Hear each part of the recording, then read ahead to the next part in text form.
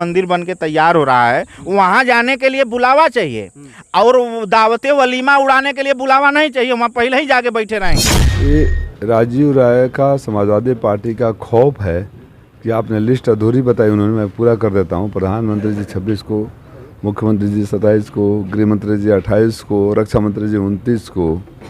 ये राजीव राय का समाजवादी पार्टी से भयंकर हार का खौफ है, पहली बात। यानी कि सभी बड़े बड़े नेताओं का उन्होंने नाम लिया, तो ये दर्शाते हुए उन्होंने कहा कि भारतीय जनता पार्टी को खौफ है। जो खौफ क्या है? वो उनके कहने का ये मतलब नहीं है कि खौफ है। उनके कहने का ये मतलब है कि विपक्ष खौफ में है। 80 की 80 जीत रहे हैं हम लोग, खाता खुलना मुश्किल हुआ। आपके हिसाब से अग्निवीर सही है? हाँ, एक नंबर की योजना है अग्निवीर, सही है। और क्या, कहाँ कमी है? क्या कमी है महाराज? 4 साल में सब कुछ सीख के आएंगे, बाघ की तरह टहरेंगे देश के बीच में। जब तक वो सीखेंगे तब तक वो रिटायर हो जाएंगे। उससे क्या? इस वक्त मेरी उपस्थिति जनपद गाजीपुर में है। लोकसभा सीट के अंतर्गत 7वां चरण का जो चुनाव है वो शुरू होने वाला है। तो क्या कुछ रुझाने हैं और क्या लग रहा है इस बार? जिस तरीके से देखा जाए, सुहेलदेव समाज पार्टी भी ये दावा कर रही है कि हम लोगों के सहयोग से भारतीय जनता पार्टी उत्तर प्रदेश में 80 और देश में 400 पार का जो नारा है वो साकार होने वाला है। तो आप कैसे इस चीज़ को देखते हैं? सबसे पहले तो ARM के दर्शकों को हम जय सुहेलदेव बोलते हैं। 400 पार का जो नारा है, पहले तो पत्रकार बंधु आपको बता दें कि 400 तो हम लोगों के पास ही है, गिन लीजिए। 278 की कितने तो जीती के आए हैं, बाकी हमारे अलायंस और घटक दल। तो 400 पार ये हम लोगों के लिए ये कोई नया अपॉर्चुनिटी होने नहीं जा रहा है ना। 400 तो है ही हैं हम। रही बात उत्तर प्रदेश की, जो हम 80 की 80 चिल्ला रहे हैं, तो 62 तो हम है ही हैं। 62 तब जीते थे जब सपा बसपा का गठबंधन था, किसी का पता नहीं चलता। उस टाइम 62 जीते, तो हमारा कहीं से नुकसान नहीं हो रहा है। 25, 50, 100 सीट इस लोकसभा चुनाव में बढ़ रहा है, उसी को हम लोग 400 पार कह रहे हैं। आप लोग 400 पार कह रहे हैं देश में, ठीक है। उत्तर प्रदेश में जो आप लोग 80 कह रहे हैं, वहीं समाजवादी पार्टी के जो कार्यकर्ता हैं और नेता हैं ये कह रहे हैं कि 79 सीटों तो क्लियर है, एक पे लड़ाई है, मात्र एक सीट ऐसी है जिस पे लड़ाई है, और आप लोग ठीक उसका उल्टा बता रहे हैं। तो किसका माना जाए? अब हम ये 2 गैर जिम्मेदार लड़के, इन दोनों गैर जिम्मेदार लड़कों का अंदाज़ा कितना गड़बड़ है, आप इसी से अंदाज लगाइए। 4 जून को रात में उन दोनों गैर जिम्मेदार लड़कों की तकिया भीग जाएगी, रोते रोते तकिया भीग जाएगी जब परिणाम आएगा। तो जिस तरीके से आपने जवाब दिया कि तकिया भीग जाएगी रोते रोते, हमने घोसी में जो समाजवादी पार्टी के प्रत्याशी हैं उनसे इंटरव्यू किया था और उनसे पूछा कि उस पर उन्होंने जवाब दिया कि कहीं ना कहीं देखा जाए तो 26 तारीख को घोसी में प्रधानमंत्री नरेंद्र मोदी जी, और 27 को अमित शाह को बताया, 28 को राजनाथ सिंह को बताया, 29 को, यानी कि सभी बड़े बड़े नेताओं का उन्होंने नाम लिया। तो ये दर्शाते हुए उन्होंने कहा कि भारतीय जनता पार्टी को खौफ है। जो सुहेलदेव पार्टी को एनडीए गठबंधन से एक सीट मिला है घोसी में, उस घोसी लोकसभा सीट को बचाने के लिए इतने बड़े बड़े नेता आ रहे हैं। तो आप लोग इस चीज़ को कैसे देखते हैं?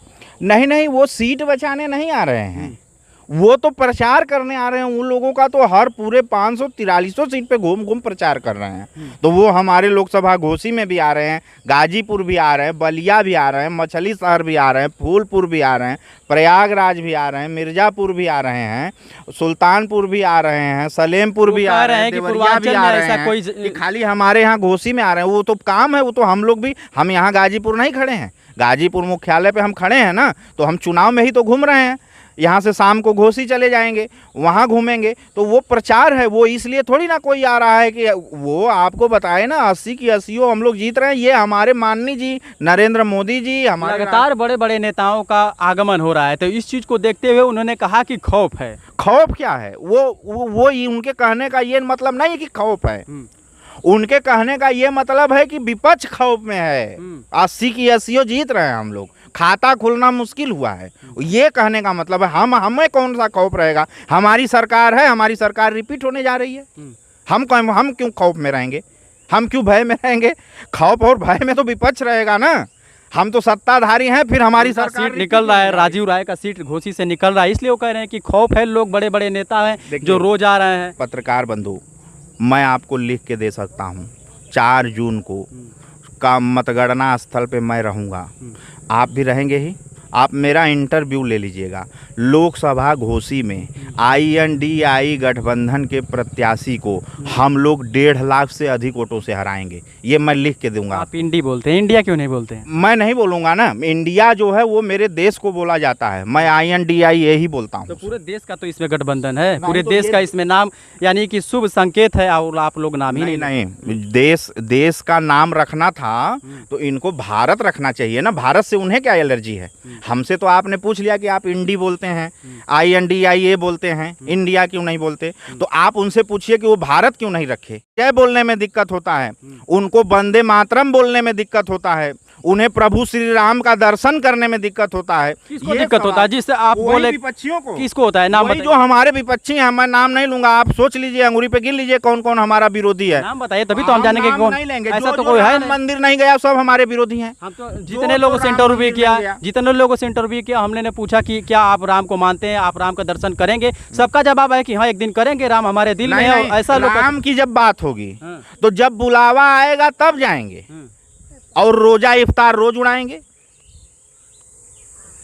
बताइए। लोग कहते हैं कि राम तो दिल में होते हैं, नहीं, जहाँ नहीं, राम मंदिर दिल में बनाने काहे वहीं होते पे हैं? राम आ जाएंगे। दिल में राम होते हैं तो जाओ ना, दिल की सुनो, जाओ वहाँ।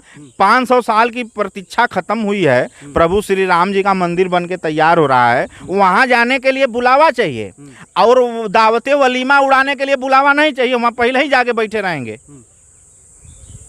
ये सवाल उन लोगों से पूछिए, उन विरोधियों से पूछिए कि राम का तो क्या विरोध लग रहा है 2024 का जो चुनाव था, ये राम मंदिर के ही मुद्दों पर था क्या? नहीं, राम मंदिर तो 500 साल पुराना मुद्दा है।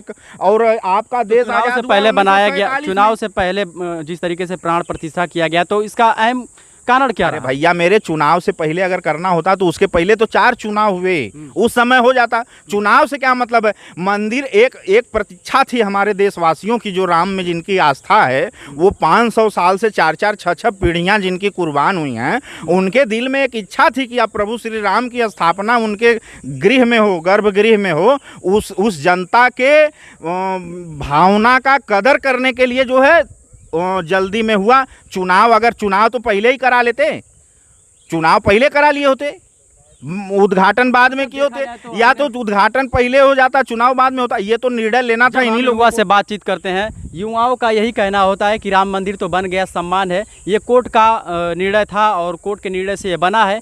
तो राम मंदिर को साइड में रखते हुए हमको रोजगार अब चाहिए। लगातार 2 करोड़ की जो बात कही गई थी, ये युवाओं में हमेशा ये सवाल किया जाता है कि 2 करोड़ जो वादा किया गया था वो रोजगार नहीं मिला, तो कब मिलेगा? जिस तरीके से ये वादा किया गया था, आप इस चीज़ को कैसे देखते हैं?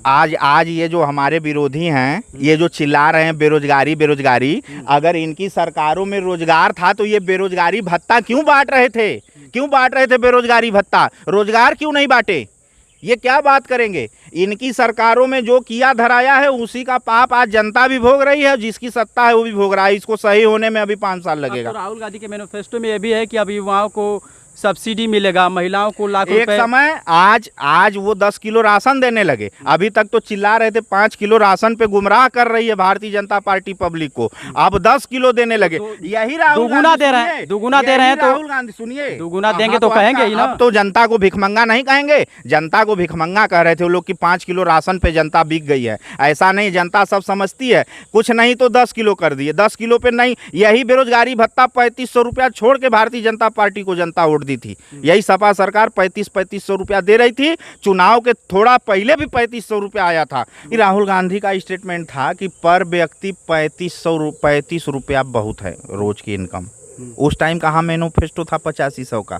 उस टाइम कहाँ 10 किलो अनाज गया था? उस टाइम तो 35 रुपया पर पब्लिक बहुत था, क्योंकि लूट खसूट मची थी ना, तो बजट तो वहीं कम पड़ जा रहा था, दिल्ली और लखनऊ सचिवालय में इन लोगों को। तो पब्लिक के लिए कुछ था ही नहीं, तो ये पब्लिक के लिए 35 रुपया रखे, 35 रुपया रखे कि 35 रुपया एक आदमी के लिए सफिशिएंट है।